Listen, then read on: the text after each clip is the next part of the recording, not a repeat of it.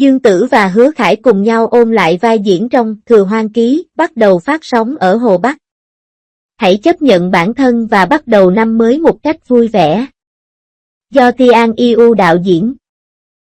Với sự tham gia của Dương Tử và Hứa Khải, khách mời đặc biệt do New Jung Fan đóng vai chính, với sự tham gia của Su Liên Quy và Giang Yao, sự tham gia thân thiện của He Sa-phi và Yao An Liang. Sự tham gia đặc biệt của Woo Jang-su và Su Ja-jun, Giang Jin, Kian Y, Lục Chiêu Hoa, Vương Tử Wei và Guo Jung-ki với sự tham gia của Gong Baby, Gu Jae-min, Sung Ji-hong, He Fan-tian, Gu An-lan, Hu Dan-dan, Chi Pen, Liu Xian.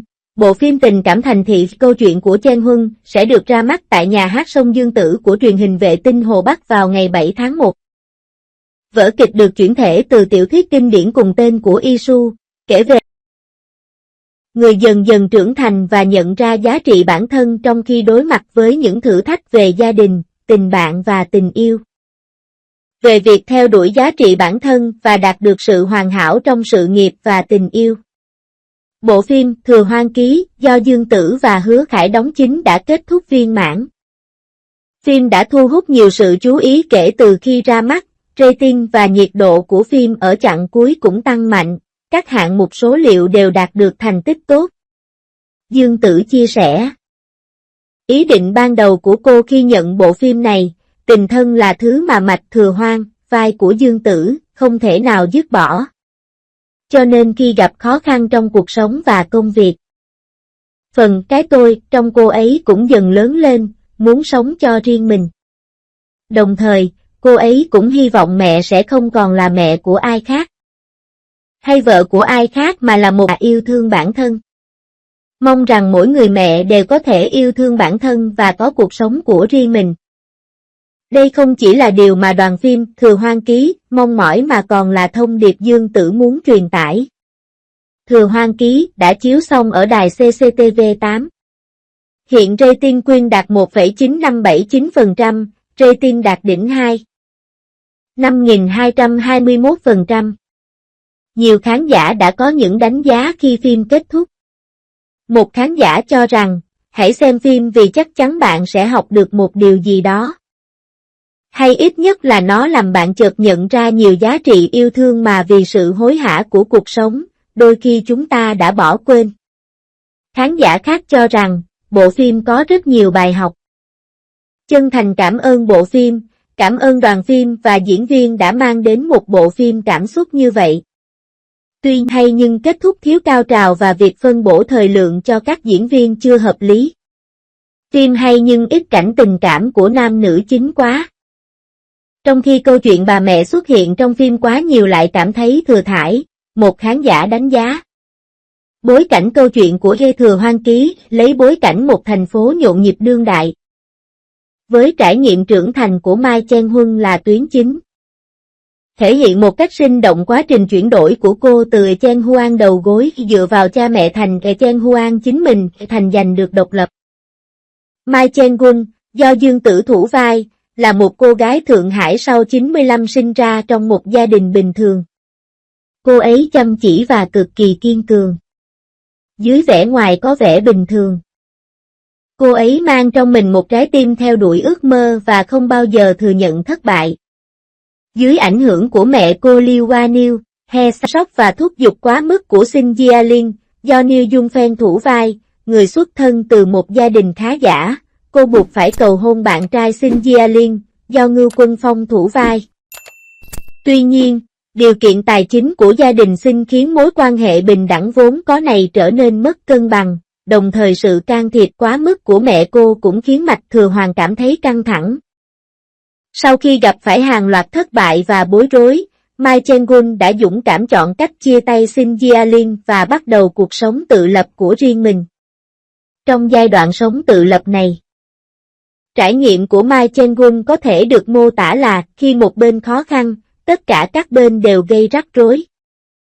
Cô không chỉ phải đối mặt với áp lực cạnh tranh từ nơi làm việc mà còn phải đối mặt với sự vướng mắc của gia đình với mẹ và thử thách về tình bạn giữa những người bạn của cô. May mắn thay, Mai Chen trí tuệ của mình để vượt qua hết vấn đề này đến vấn đề khác.